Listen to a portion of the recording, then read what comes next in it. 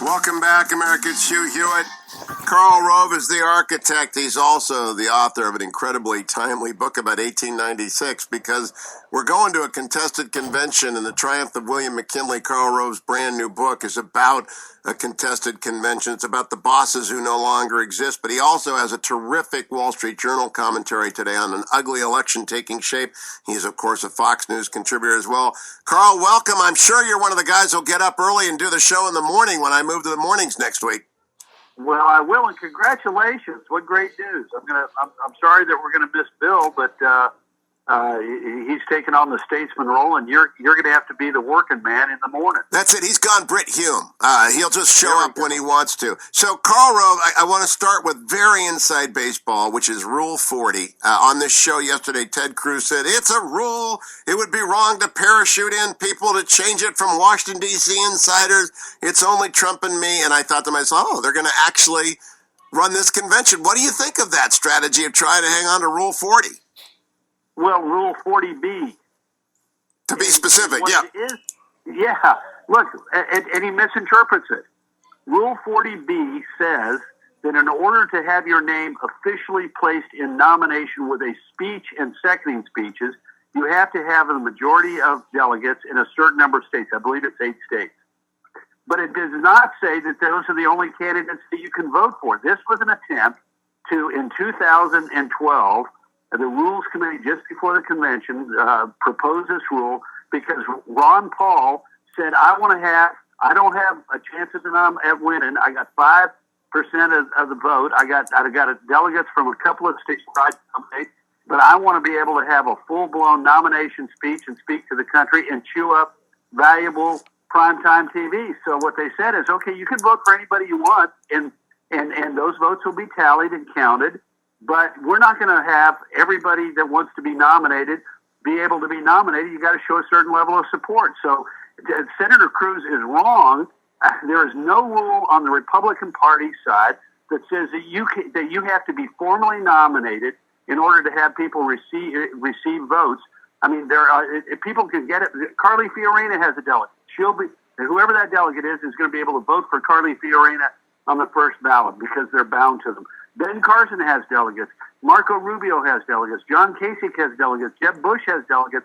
They can all have those delegates bound to them and remain bound to them and vote for them on them, even though their name is not placed in nomination. How interesting. So you aren't disqualified. Well, then Senator Cruz is doing a very shrewd thing. He's defining the controversy before the controversy is actually investigated and defined. Tell me a second thing, Karl Rove. There are 112 members of the Rules Committee.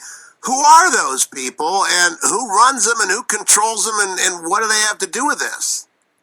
Well, there are every election, every convention has committees that represents 2 people from representing each state, territory, and district. They're chosen by the delegation themselves, and there's a committee on credentials, there's a committee on arrangements, there's a committee on rules, and they will receive a report of the Rules Committee of the Republican National Committee the week before the convention, and then they will consider those rules, and then they will adopt the rules that will govern the 2016 convention and remain in place until the eve of the 2020 convention.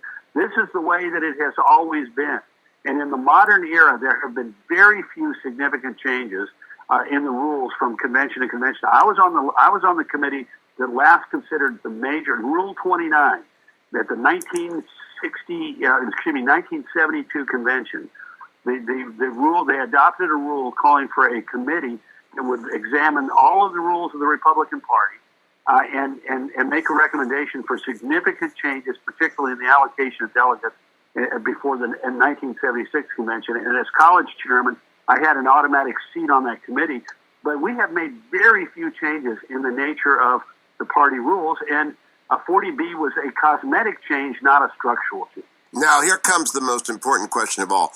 If John Kasich were denied under some interpretation of 40B or an amendment to 40B through the cooperation of Cruz and Trump, the opportunity to make a speech in his home state in a big convention on the red carpet in Cleveland day, does that hurt the general election chances of the Republican ticket by antagonizing the Republican state party?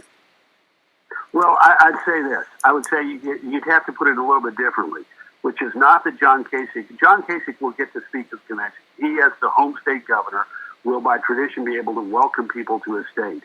The question is, will he have the ability to be nominated formally with a speech and with seconding speeches? And, look, that right now he wouldn't, because he doesn't have a majority of the delegates from 8 states. If this rule were kept in force exactly this way at the convention, it might, but I doubt it. I want you to remember this. I want your listeners to remember this. At every Republican National Convention from 1856 until 1952, perhaps, there have been miscellaneous people who received votes at the convention who were never placed in nomination. And, Interesting. For example, in 1952, Earl Warren had 81 votes. Harold Stassen, the governor of Minnesota, had 20 votes. Douglas MacArthur had 10 votes, none of whom were formally placed in nomination for the Republican presidential ticket. And this notion, I don't know. I understand why Ted Cruz is doing this, but it strikes me that he should not be out there suggesting that the only 2 people who will be able to receive votes at the Republican National Convention are he and Trump, by virtue of the fact that they have the majority of delegates from 8 states or more. This is disingenuous. Last question, like Karl. What happened in Iowa when he said, Ben Carson's going to get out next week. He's going to have Ben Carson's going home. He's going to have a major announcement this next week. Be sure and vote for me. I mean, this is not what the rule says. And if you don't believe me, call the RNC and get their lawyer on your program tomorrow and get him to referee. I will, but I got to ask you for your input. I'll see if you can stay over one more segment as well. Should the RNC be scheduling the votes well in advance? Like I suggested, 10 and 4 every day starting on Monday. If we're going to go multi-ballots, we don't want it happening all at once at night when people are drinking, do we? Yeah, well, that's traditionally. I mean, first of all, you can't schedule these things narrowly, because even as states take a long time, you'll have disputes. But it makes good sense. I'm not certain that logic will prevail. Okay, I'm going to be back maybe with Karl Rove after the break. His piece is An Ugly General Election Takes Shape at the Wall Street Journal. You've got to read it about the negatives of Donald Trump and the dynamics of this race. Don't go anywhere. It's the Hugh Hewitt Show. 55 minutes after the hour, America. Karl Rove is my guest. He's the author of the magisterial and magnificent and wonderful The Triumph of William McKinley, Why the Election of 1896 Still Matters. It matters because he's from Niles, Ohio, actually, near my hometown of Warren. More importantly, Karl's the Fox News contributor, knower of all things Politico. And I'm amazed, Rove, that no one is actually, you haven't been on air talking about this, because you know the answers to stuff that people are going to be asking. Here's the key question. If Donald Trump is the nominee, how do you recover from a 30% favorable, 63% unfavorable, as you note in your column today? I don't think it's possible. He claims that he can be presidential when he needs to be. If he wants to change those numbers, he ought to start acting in a presidential matter, whatever he thinks that is, because right now his numbers are abysmal. I mean, 30%. No one has ever been nominated for president with numbers this bad. And nobody has ever won the presidency with numbers anywhere near this bad by the time of the election. Now, maybe the numbers are pliable for him. I doubt it. But he better show us some evidence by July 18th that he can change these numbers. He may be popular inside the Republican Party, though he has only gotten an average of 37% of the vote. But among general election voters, he's more than 2-to-1 negative. Is Ted Cruz much more electable? Well, the polls would indicate that he is somewhat more electable. He looked a lot more electable earlier in the year, but now he is, along with Trump, fallen behind Hillary Clinton in the polling on a pretty regular basis. But you could make the case that he lacks the misogynist comments and the 4 bankruptcies and all these other things that are causing trouble for Donald Trump. But yes, he is more electable. Who is the most electable Republican? Obviously, John Kasich could be on the list, but of people who could be available to run.